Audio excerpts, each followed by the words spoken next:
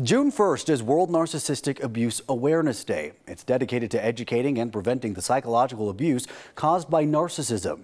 Most people may have heard about it, but there's still a lack of awareness about it. So our wellness expert, Dr. Heather Hans, is joining us this morning to help us out. Good morning, Dr. Hans. Good morning. I love saying that, doctor. Yeah. By the way, Heather got her PhD just a couple weeks ago, right? Exactly, yeah. Well, congratulations once again. I love to say that. Thank you. So talk to us about narcissistic abuse for people who may have never heard this term. What specifically does it entail?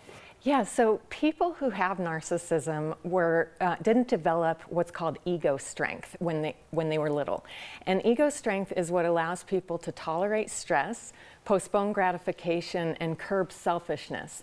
And so they need constant admiration and validation. Some of them will use self-pity to get attention, and they get very angry when they don't get it or get their way at all. Because they feel entitled, and they tend to blame other people or situations on their own, for their own unhappiness. But the most dangerous part is that they lack empathy and they exploit other people for their own gain, consciously, and that's abusive. And that kind of abuse can cause damage in the brains of victims. So victims often cope by becoming people-pleasing to avoid further abuse, and also by denying that the situation is as bad as they feel, and then even projecting more positive traits onto the narcissistic person than they might have.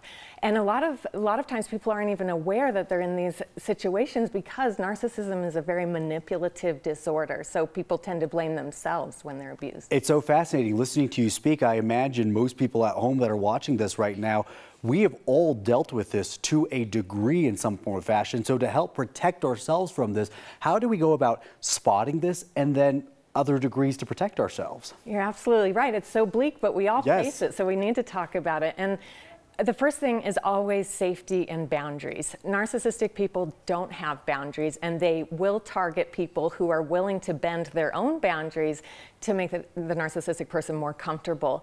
So you can have empathy, but also have strong boundaries at the same time. This is more about having the courage to face the rejection that will come from them when you do set boundaries.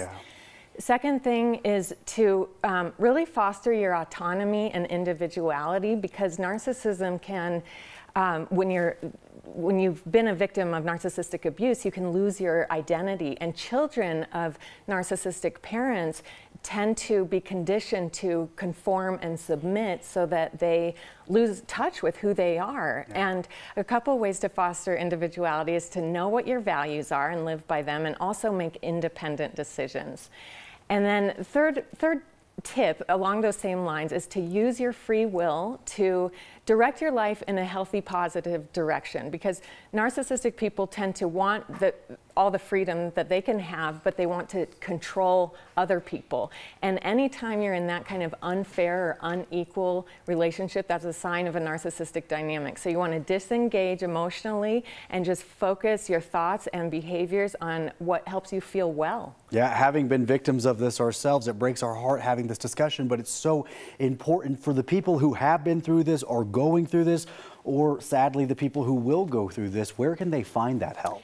Yes, it's a great point, because people can learn about narcissism and that gives them a lot of insight, but it does not heal the complex trauma that the abuse causes, especially for children of narcissistic parents. So trauma-based therapies are what help with this, and Sondermind and Psychology Today are two therapist networks here in Colorado, and people can specifically look for trauma-based therapists there. Oh, that's so helpful. As somebody who's gone to a trauma-based therapist, I can't recommend it enough for somebody who has been in this situation. Excellent to hear that. Yeah. Well, Heather Hans, thank you so much for being with us. We always appreciate it. Thank you, Jordan. All right, let's get check your forecast with Ed.